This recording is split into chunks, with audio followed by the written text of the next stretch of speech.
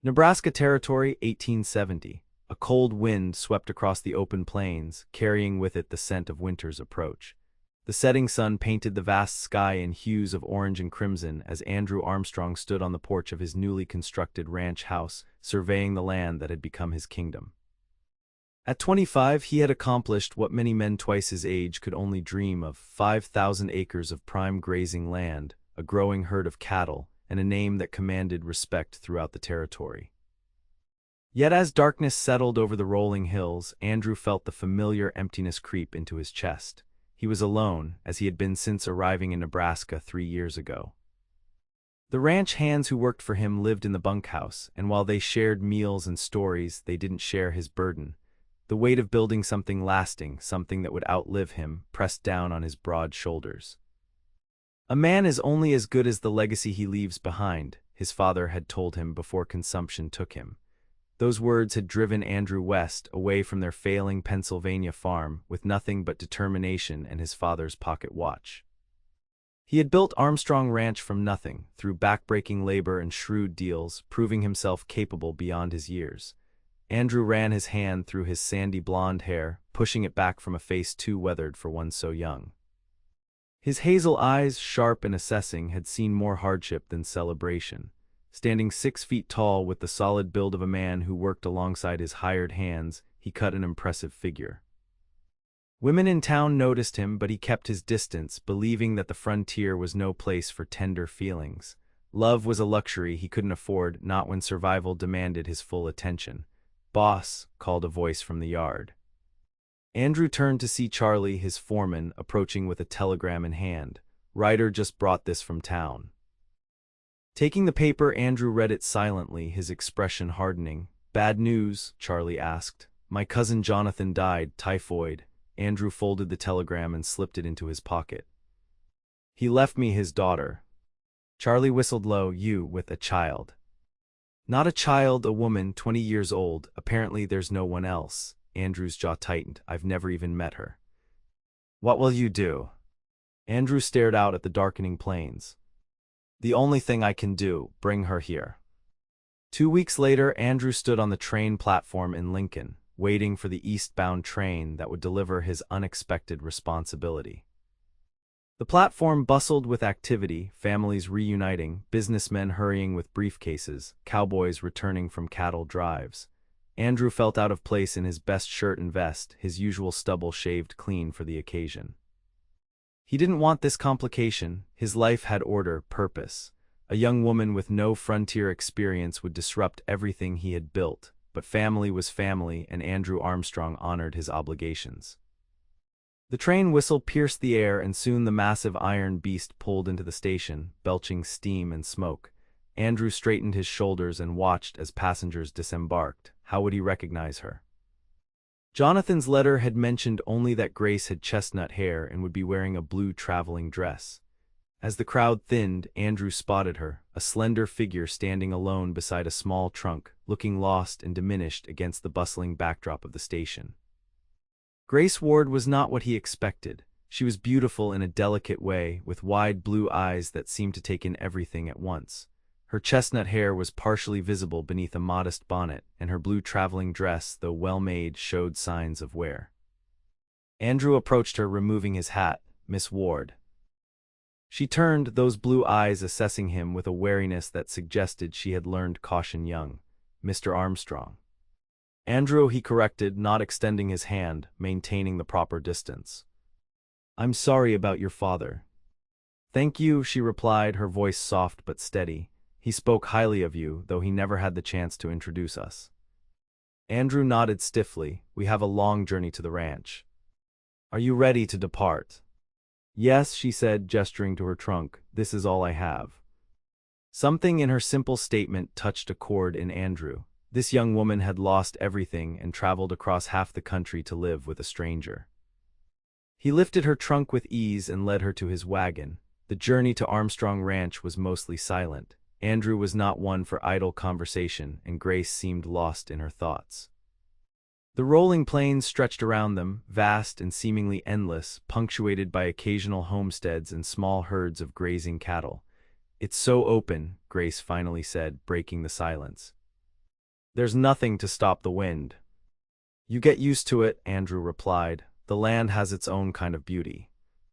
My father said you built your ranch from nothing, she ventured. That's quite an accomplishment for someone so young. Andrew kept his eyes on the trail. Hard work is its own reward. And is it, she asked, rewarding? The question caught him off guard. It's necessary, he answered after a moment. A man needs purpose. And what of happiness? Grace asked, her voice almost lost in the rattle of wagon wheels. Andrew flicked the reins, urging the horses faster.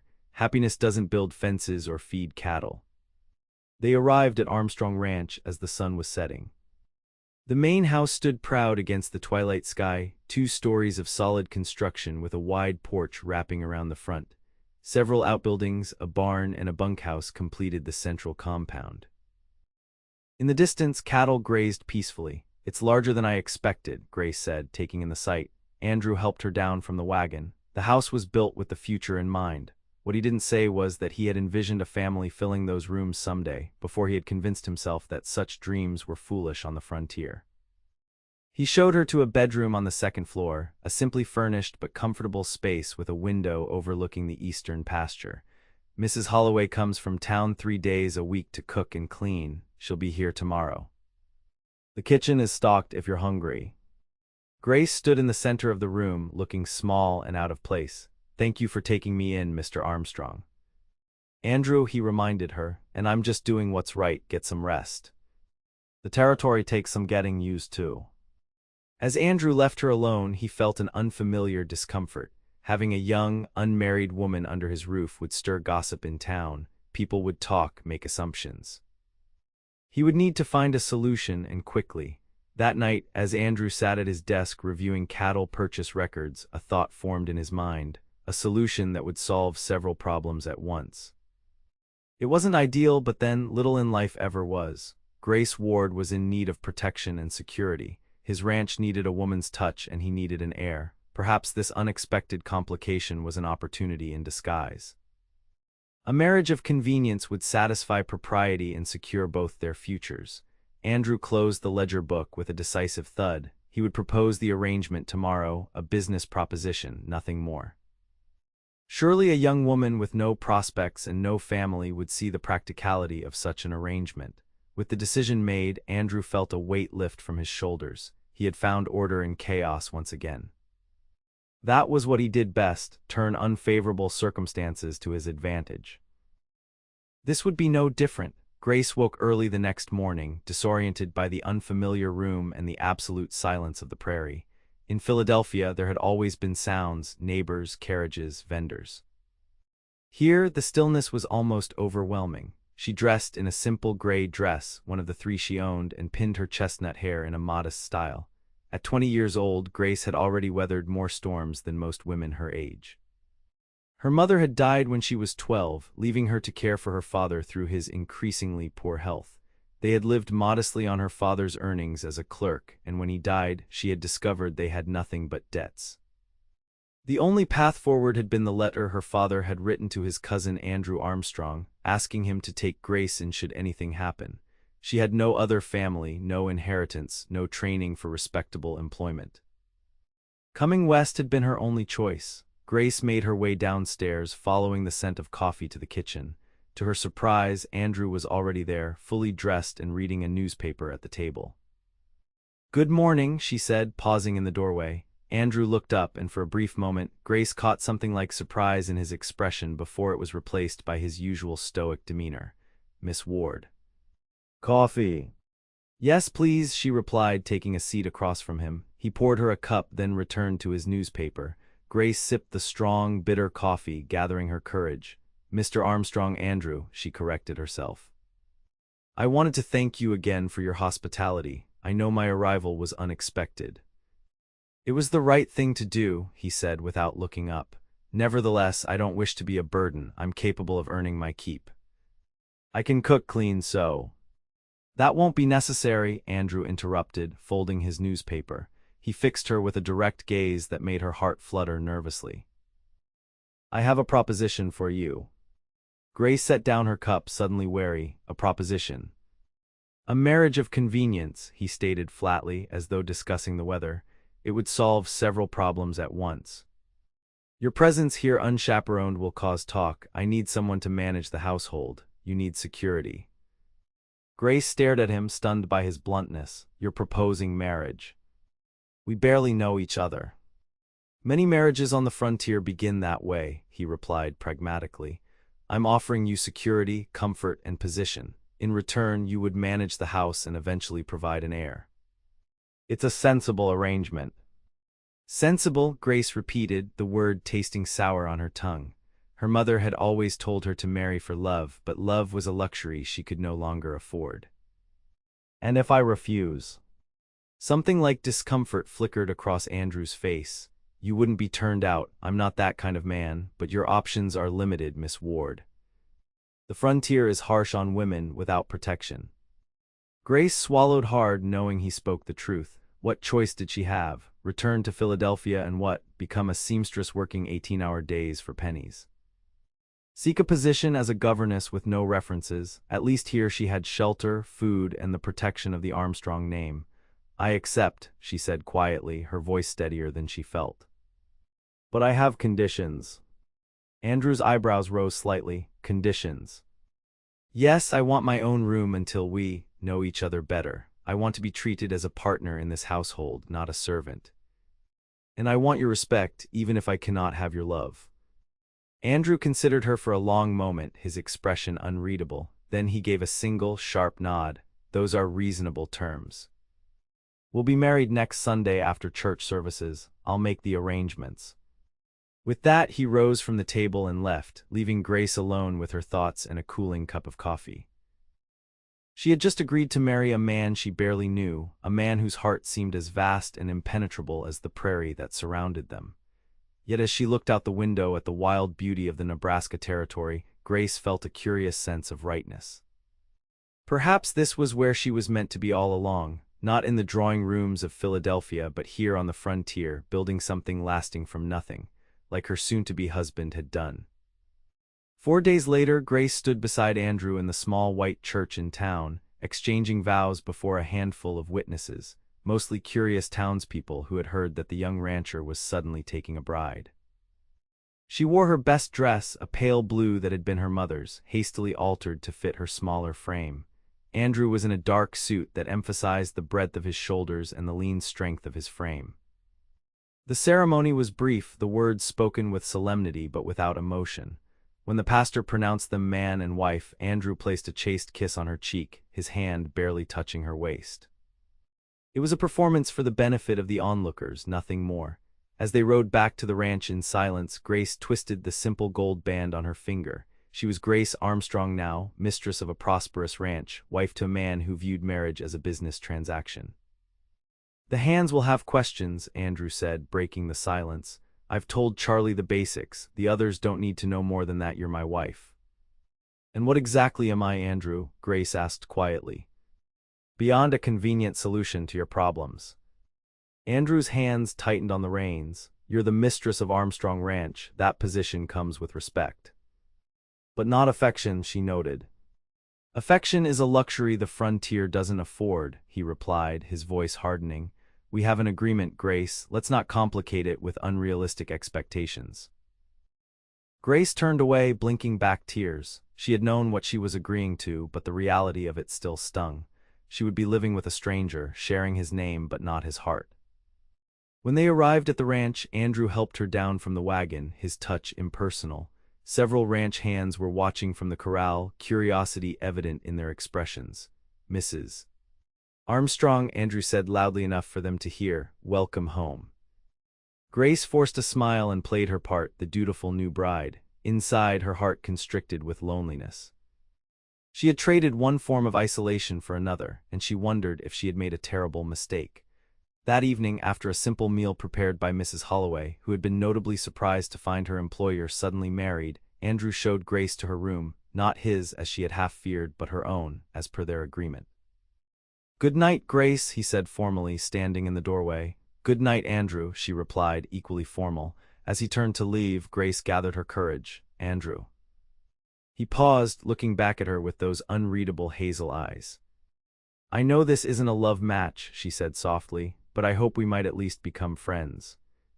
Something flickered across his face, surprise perhaps or discomfort. Get some rest, he said, not acknowledging her words. There's much to do tomorrow. With that he was gone and Grace was left alone once more. Winter settled over Armstrong Ranch with bitter determination, bringing howling winds and snowdrifts that transformed the landscape into a white wilderness. Grace adapted to her new role as Mrs. Armstrong with quiet dignity, managing the household with efficiency that even Andrew had to acknowledge. She learned the rhythms of ranch life, the patterns of the seasons, the needs of the men who worked the land. Yet despite sharing a home and a name, Grace and Andrew remained strangers in many ways. He spent his days working with the cattle, mending fences, and handling business matters. She kept to the house, cooking, cleaning, and sewing when Mrs. Holloway wasn't there. Their conversations were brief and practical, focused on the running of the ranch. On a particularly cold December evening, Grace sat by the fire in the parlor, mending one of Andrew's shirts. The wind howled outside, rattling the windows and sending drafts through every crack. She had grown accustomed to the constant sound, finding a strange comfort in it. The front door opened, bringing with it a blast of cold air, and Andrew, his cheeks red from the bitter wind, snow dusting his coat and hat. The north pasture fence is down, he said without preamble, stamping snow from his boots. 3 cattle wandered off. We'll search for them at first light. Grace set aside her mending. You must be freezing. I'll make some coffee. Andrew nodded, removing his coat and hanging it by the door. He followed her to the kitchen, watching as she stoked the stove and set water to boil. You've settled in well, he observed, his tone neutral. Grace smiled slightly, not looking at him. I've had little choice. Do you regret it? The question surprised her, both in its directness and the hint of vulnerability behind it. She turned to face him, considering her answer carefully. No, she said finally, I don't regret coming here or marrying you. It's been different than I expected, but not in a bad way. Andrew seemed to relax slightly, though his expression remained guarded. The first winter is the hardest. Spring will come. Something in his words felt like they referred to more than just the season. Grace handed him a steaming cup of coffee, their fingers brushing briefly. The slight contact sent an unexpected warmth through her that had nothing to do with the hot beverage. Tell me about Philadelphia, Andrew said unexpectedly, taking a seat at the kitchen table. Grace joined him, warming her hands on her own cup. What would you like to know? Whatever you wish to tell me. We've been married 3 months, and I know almost nothing about you. The admission hung in the air between them, an acknowledgement of the strange nature of their relationship. Grace took a sip of her coffee, gathering her thoughts. Philadelphia was crowded, noisy, always moving, she began. My father and I lived in a small house near the textile district. He worked as a clerk for an import company. After my mother died, it was just the 2 of us. You miss him, Andrew observed. Grace nodded. Every day. He wasn't a perfect man, but he loved me. He wanted better for me than what he could provide. Is that why he contacted me? Partly, she admitted. He also spoke highly of you, said you were making something of yourself out west, building a legacy. He admired that. Andrew's expression softened slightly. I barely knew Jonathan. We met only twice when we were boys. But you took me in, Grace pointed out. That says something about your character. A ghost of a smile touched Andrew's lips, or my practicality. Both perhaps, Grace said, returning his smile with one of her own. They sat in companionable silence for a few moments, the howling wind outside making the warmth of the kitchen feel all the more precious. For the first time since their marriage, Grace felt a small connection forming between them, fragile as a spider's web, but present nonetheless. What about you? She asked. What brought you west? Andrew's face closed off slightly, but he answered, my father's farm in Pennsylvania was failing. He died of consumption when I was 20. There was nothing left for me there. So you came west to start over. To build something that would last, he corrected, something that couldn't be taken away. And have you, Grace asked softly, built something that will last? Andrew met her gaze, and for a moment she glimpsed something vulnerable in those hazel eyes. I'm still building, he said quietly. The moment stretched between them, filled with unspoken possibilities. Then Andrew stood, breaking the spell. Dawn comes early, I should turn in. Grace nodded, trying to hide her disappointment at the abrupt end to their conversation. Good night, Andrew. He paused at the kitchen doorway, looking back at her. Thank you for the coffee, Grace.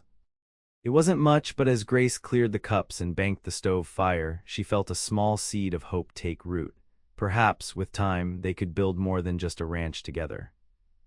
The next morning, Grace woke to find Andrew already gone, out searching for the missing cattle with his men.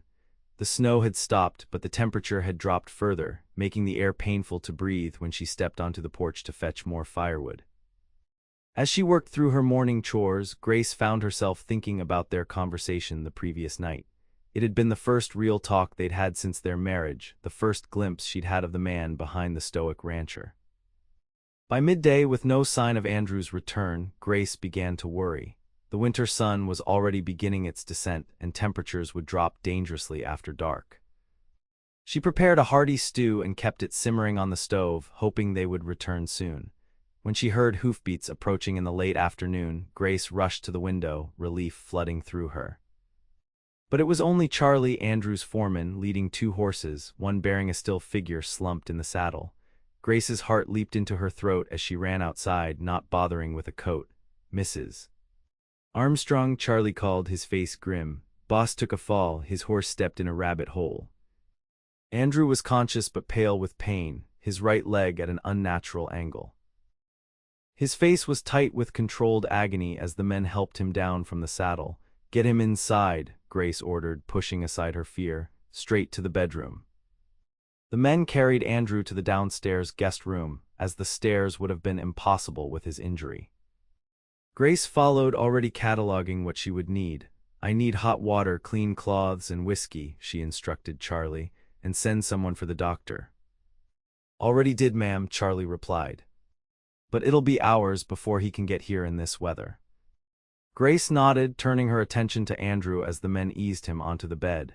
His face was beaded with sweat despite the cold, his breathing shallow. Leave us, she told the men. When they hesitated, she added firmly, I'll call if I need help. Once they were alone, Grace gently touched Andrew's forehead. How bad is it? Broken, he managed through clenched teeth.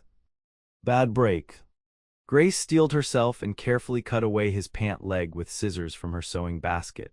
The sight made her stomach turn. The bone hadn't broken through the skin, but the leg was severely misaligned and already swelling dramatically. It needs to be set before the doctor arrives, she said, trying to keep her voice steady. The swelling will only make it worse. Andrew's eyes met hers, filled with pain but clear. Do you know how? Grace swallowed hard. I helped set my father's arm once. The principle is the same. Andrew nodded once sharply. Do it. Charlie returned with the supplies, and Grace sent him for 2 straight pieces of wood for splints. When everything was ready, she poured a generous amount of whiskey into a glass. Drink, she instructed Andrew, all of it. He did as she asked, grimacing at the burn. Grace waited until some of the tension eased from his face before explaining what she needed to do. This will hurt, she warned him, badly. Andrew reached for her hand, surprising her with the gesture. I trust you, he said simply. Those 3 words affected Grace more deeply than she expected. She squeezed his hand once, then positioned herself at the foot of the bed. Brace yourself against the headboard, she instructed. Charlie will hold your shoulders. The next few minutes were among the most harrowing of Grace's life. Andrew's scream when she pulled his leg to realign the bone would haunt her dreams, she was certain. But when it was done, the bone set as best she could manage and splinted securely. She felt a strange mixture of pride and exhaustion. Andrew had passed out during the procedure, a blessing really. Grace gently wiped the sweat from his face with a cool cloth, studying his features in repose. Without the usual guardedness, he looked younger, almost vulnerable. You did well, ma'am, Charlie said quietly from the doorway. Grace startled slightly, not having heard him return. Thank you, Charlie. We'll need to keep watch until the doctor arrives. The men and I will take turns checking on him through the night, Charlie offered. You should rest.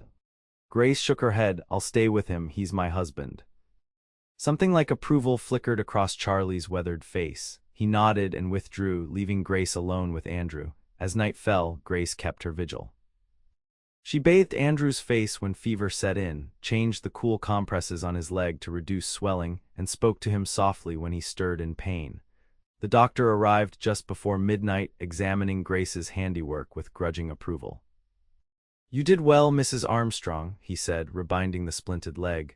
"Clean break, set properly. He'll need 6 weeks minimum before he can put weight on it, and even then, he'll need a cane for a while."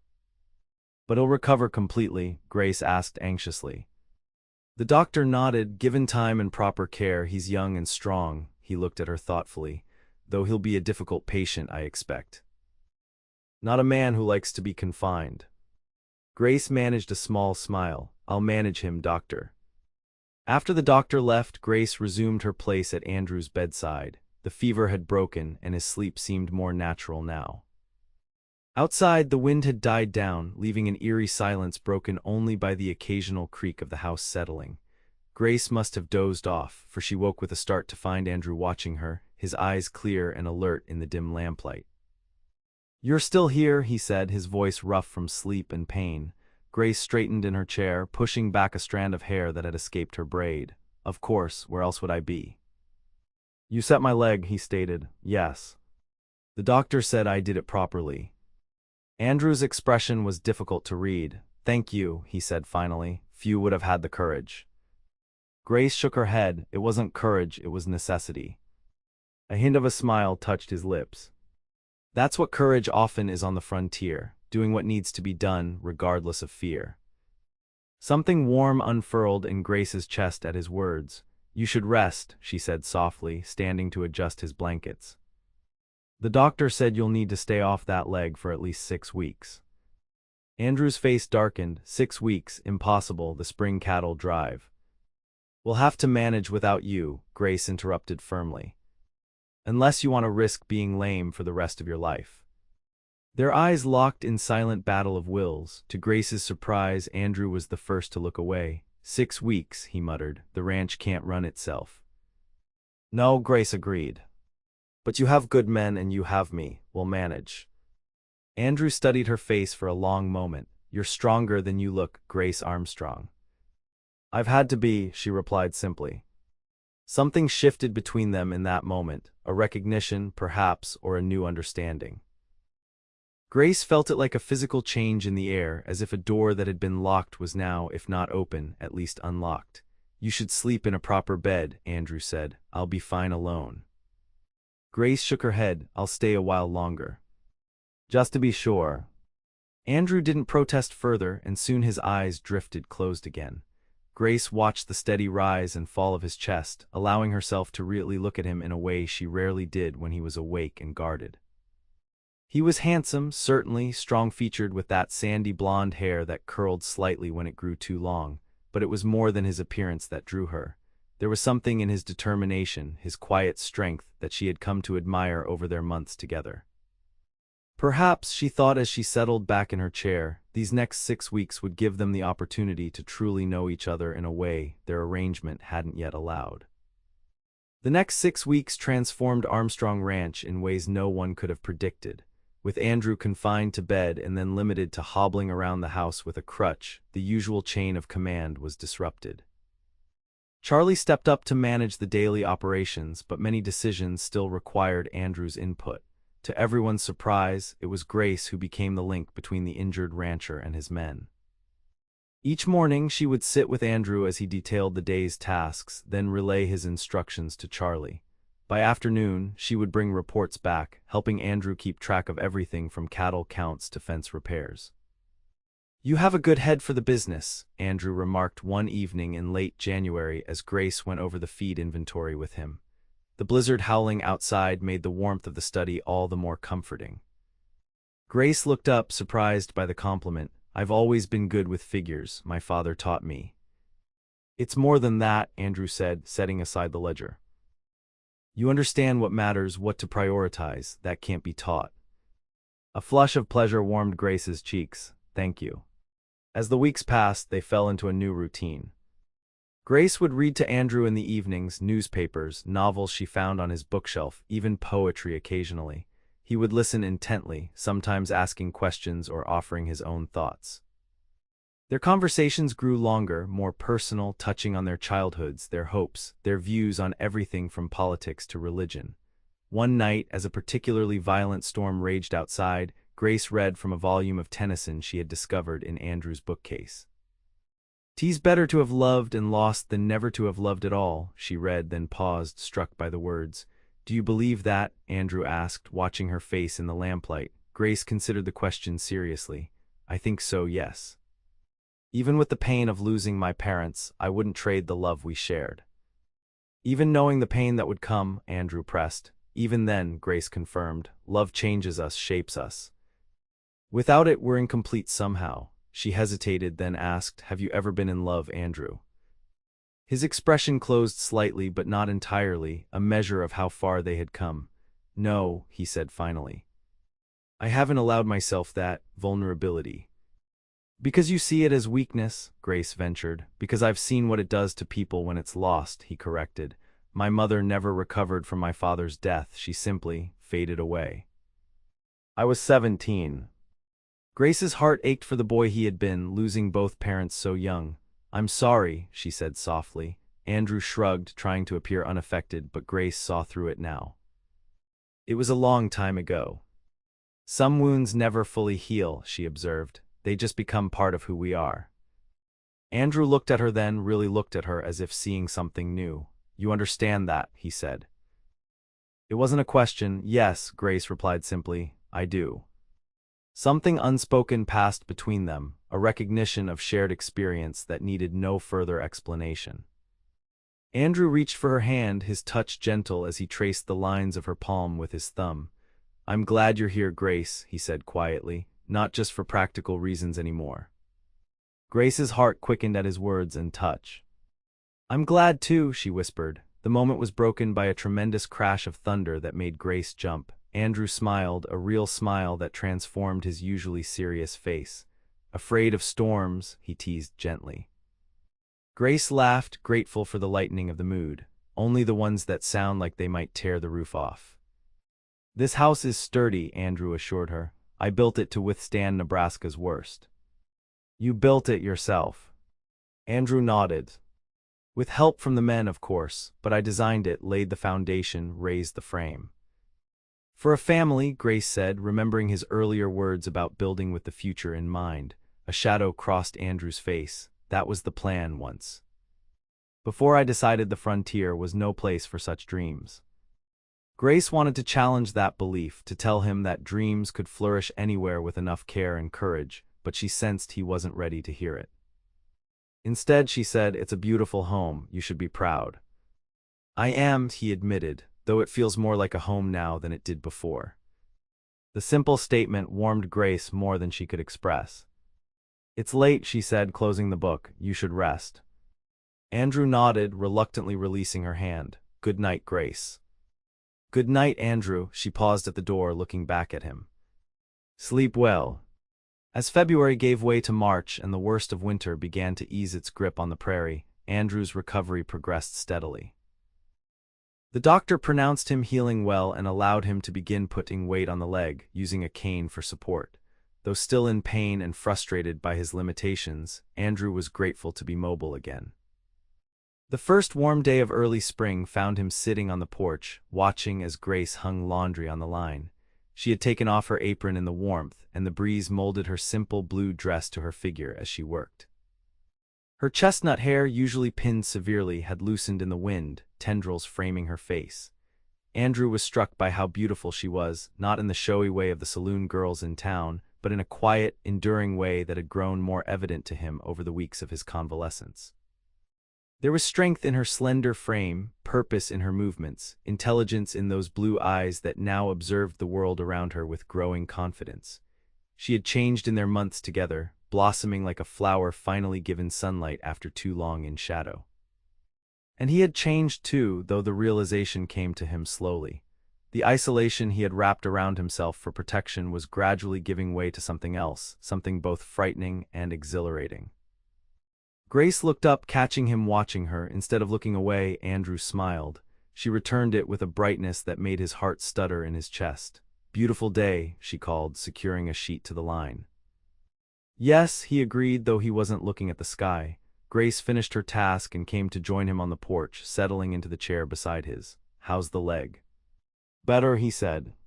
The doctor thinks I can start riding again next week, if I'm careful.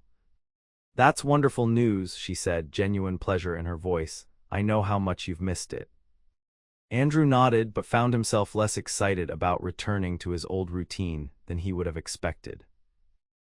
These weeks with Grace had shown him a different kind of life, one with conversation and companionship, shared meals and quiet evenings by the fire. Grace, he began, not entirely sure what he wanted to say. She turned to him, a question in her eyes. Before he could continue, the sound of approaching riders drew their attention. 3 men on horseback were coming up the long drive to the ranch house, riding hard. Andrew frowned, reaching instinctively for the rifle he kept by the door, a habit of frontier life. Stay here, he told Grace, using his cane to push himself to his feet. Andrew, your leg. Stay here, he repeated more firmly, moving to the edge of the porch. As the riders drew closer, Andrew recognized Charlie leading 2 strangers, a middle-aged man in a suit and a younger man whose face seemed vaguely familiar. Something cold settled in Andrew's stomach as they dismounted. Mr. Armstrong, the older man said, removing his hat, my name is Samuel Blackstone. I'm an attorney from Philadelphia. Andrew nodded stiffly. What brings you to my ranch, Mr. Blackstone? The attorney glanced at Grace, who had come to stand beside Andrew despite his instructions. I've been searching for Miss Grace Ward. I was directed to your ranch when I inquired in town. It's Mrs. Armstrong now, Andrew corrected, his voice hard. What business do you have with my wife? Blackstone looked momentarily taken aback. Your wife, I see, well that complicates matters. What matters? Grace asked, stepping forward. Have we met, sir? No, madam, but I knew your father. I represented Harold Whitcomb's business interests for many years. Andrew felt Grace stiffen beside him. Harold Whitcomb, she repeated, my father's former employer. Yes, the attorney confirmed. Mr. Whitcomb passed away 2 months ago. In his will, he left a substantial inheritance to Jonathan Ward's daughter. Grace's hand found Andrew's arm, gripping it tightly. An inheritance? I don't understand. My father and Mr. Whitcomb parted ways years ago, and not on good terms. Nevertheless, Mr. Whitcomb never forgot your father's loyalty during the early years of his business. The bequest is quite substantial, $20,000 and a property in Philadelphia. Andrew heard Grace's sharp intake of breath. $20,000 was a fortune, more than most people saw in a lifetime. This is Mr. Whitcomb's son, Richard, Blackstone continued, gesturing to the younger man who had been watching Grace with increasing interest. He insisted on accompanying me to deliver the news personally. Richard Whitcomb stepped forward, taking Grace's hand and bowing over it with practiced charm. Miss Ward, forgive me, Mrs. Armstrong. I remember you from when we were children. You've grown into a beautiful woman. Andrew felt something unfamiliar curl in his chest as Whitcomb held Grace's hand longer than necessary. Jealousy, he realized with surprise. He was jealous of this well-dressed Easterner and the connection he claimed to Grace's past. You are welcome to refreshment after your journey, Andrew said stiffly, but then I must ask what your intentions are regarding my wife's inheritance. Blackstone cleared his throat. Normally, as Mrs. Armstrong's husband, you would have legal control of the inheritance. However, Mr. Whitcomb specified certain conditions. Conditions? Grace asked, finally withdrawing her hand from Richard's grasp. Yes, Richard said, his gaze fixed on Grace. My father wanted you to have the opportunity to return to Philadelphia and decide how to use the inheritance yourself. He felt you had potential that shouldn't be wasted on the frontier. Andrew's jaw tightened at the implication. My wife has a home here. A home of convenience, from what I gather in town, Richard replied smoothly. Perhaps Mrs. Armstrong would prefer to consider her options now that she has means of her own. The cold feeling in Andrew's stomach spread. Grace was looking between him and Richard, her expression troubled. I believe my wife and I need to discuss this privately, Andrew said, his voice leaving no room for argument. Richard bowed slightly, a knowing smile playing at his lips. Of course, we'll be staying at the hotel in town for the week. Plenty of time for discussion. After the visitors had departed, promising to return the following day with documents for Grace to review, an uncomfortable silence fell between Andrew and Grace. They sat in the parlor, the weight of the unexpected revelation hanging between them. $20,000, Grace finally said, her voice faint, and a house, I can't believe it. Andrew watched her carefully, trying to read her thoughts. It changes things for you. Grace looked up sharply. What do you mean? You have choices now, he said, keeping his tone neutral despite the turmoil inside him. You're no longer dependent on our arrangement. Is that all our marriage is to you, an arrangement? Grace asked, hurt evident in her voice. Andrew struggled to find the right words. It started that way, he admitted. But these past weeks. Yes, Grace prompted when he trailed off. Andrew stood abruptly, using his cane more heavily than he had in days. You should consider Whitcomb's offer, he said, his voice hardening. Philadelphia would offer you more than I can. Andrew. I need to check on something in the barn, he interrupted, unable to face the decision he feared she would make. We'll talk later.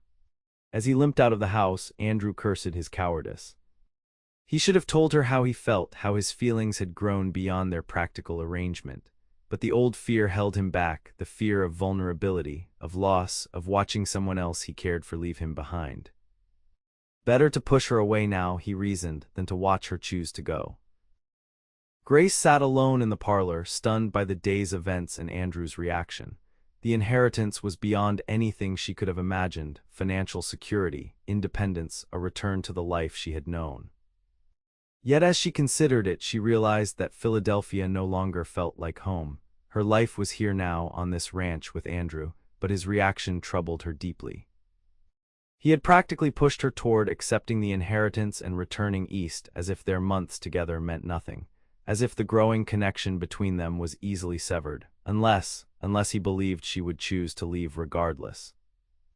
The thought stopped her short. Andrew had lost everyone he cared about, his parents, his sense of belonging in Pennsylvania. He had built walls around himself for protection, walls that had only recently begun to lower in her presence.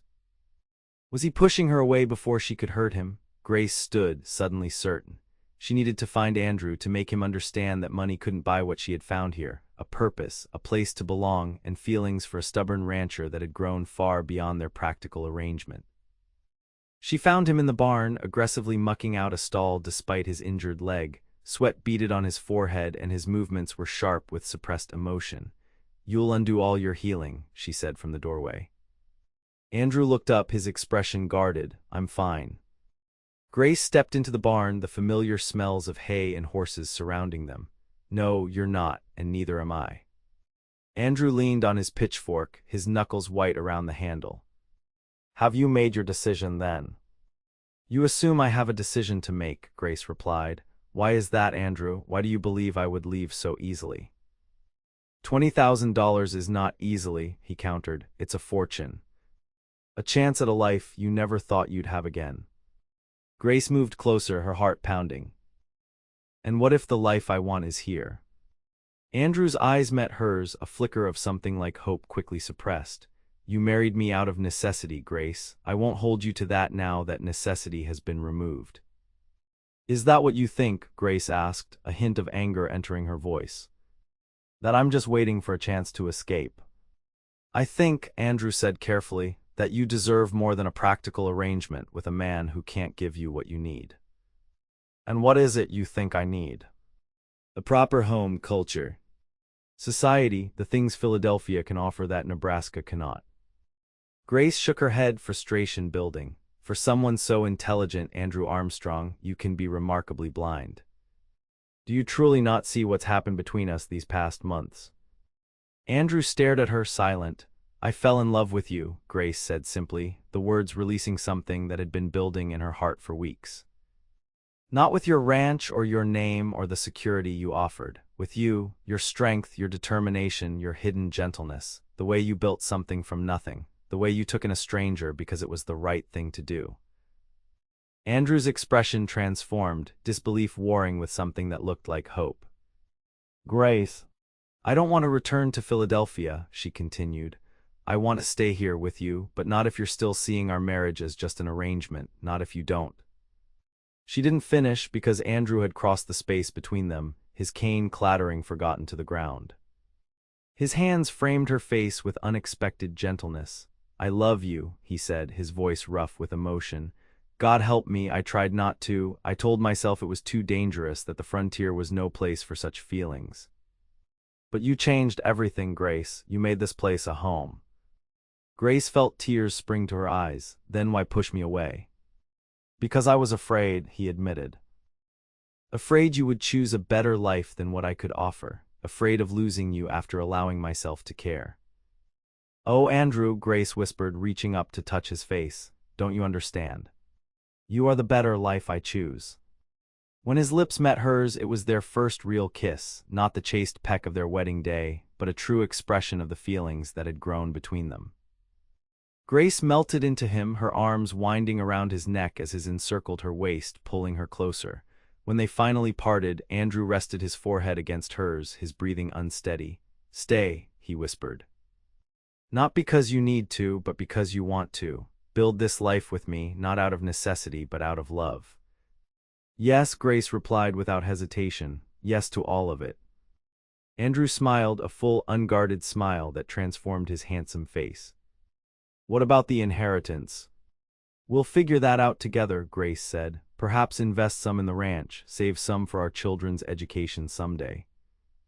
"Children?" Andrew repeated, his smile growing. Grace blushed. "I mean eventually, if you want."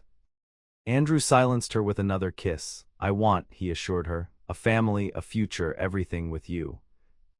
As they walked back to the house together, Andrew leaning on Grace for support after abandoning his cane in the barn, the ranch spread out before them, their home, their future. The spring sun bathed everything in golden light, promising renewal after the long winter. They had both come to this place seeking security, a practical solution to their problems. Instead, they had found something far more precious. A love that could weather any storm the frontier might bring. When Richard Whitcomb and the attorney returned the following day, they were met by a united front. Grace accepted the inheritance but made it clear she had no intention of returning east. The money would be used to expand Armstrong Ranch and establish a fund for local families struggling to establish themselves in the territory. "I don't understand," Richard said, clearly perplexed by her decision. "You would choose this.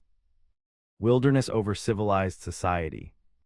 Grace looked at Andrew, who stood tall and proud beside her despite his injured leg. "I choose love," she said simply. "Everything else is just geography." As spring blossomed into summer, Armstrong Ranch flourished along with the deepening bond between its owners. Andrew's leg healed completely, though he would always carry a slight limp as a reminder of that transformative winter. The inheritance allowed them to purchase additional land, expand their herd, and hire more hands, establishing Armstrong Ranch as one of the most prosperous in the territory. But the greatest transformation was in the ranch house itself, which had gone from a well-built but sterile structure to a true home filled with warmth and laughter. Grace's touch was evident everywhere, from the curtains she had sewn to the garden she had planted to the piano Andrew had surprised her with on their first anniversary. One evening in late August, as they sat on the porch watching the sunset paint the plains in brilliant color, Grace leaned against Andrew's shoulder. "I have news," she said softly. Andrew turned to her, taking her hand in his. "What is it?" Grace placed his hand on her stomach, still flat but harboring their secret. "The doctor confirmed it today. We're going to have a baby in early spring." Andrew's face transformed with wonder and joy. He gathered her into his arms, holding her as if she were the most precious thing in the world, which to him she was. "A baby," he whispered against her hair. "Our child." Grace nodded, happy tears filling her eyes. "The next generation of Armstrongs, a continuation of what you built." "What we built," Andrew corrected, pulling back to look into her eyes. "Everything good in my life began when you arrived." As twilight deepened around them and the first stars appeared in the vast Nebraska sky, Andrew and Grace Armstrong sat wrapped in each other's arms, planning their future. The ranch would grow, their family would expand, and the legacy they were building together would continue for generations to come. They had both come west seeking security and found so much more, a love strong enough to thrive on the frontier, to weather hardship and celebration alike, to build something truly lasting from the raw materials of courage and commitment. As night fell over Armstrong Ranch, lights glowed warmly from the windows of the house that had become a home, a beacon of hope and love on the vast, untamed prairie. And in that home, a young rancher and his bride, once strangers brought together by circumstance, now faced the future hand in hand, partners in every sense, their love a testament to the truth that even in the harshest landscapes, the human heart can find its true home.